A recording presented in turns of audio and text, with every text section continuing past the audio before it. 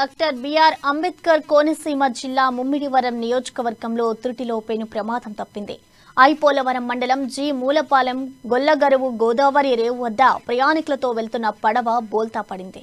గోదావరిలో సుడి ఎక్కువగా ఉండడంతో చెట్టును ఢీకొని పూర్తిగా పక్కకు ఒరిగిపోయింది. దీంతో ప్రయాణికులతో పాటు ద్విచక్ర వాహనాలు గోదావరి నదిలో పడిపోయాయి. ప్రమాద సమయంలో పడవలో సుమారు 10 మంది ప్రయాణికులు, 2 ద్విచక్ర వాహనాలు ఉన్నాయి. అయితే స్థానికులు ప్రయాణికులను రక్షించారు. నావలో లైఫ్ జాకెట్స్ లేకపోవడంపై ప్రయాణికులు ఆగ్రహం వ్యక్తం చేశారు.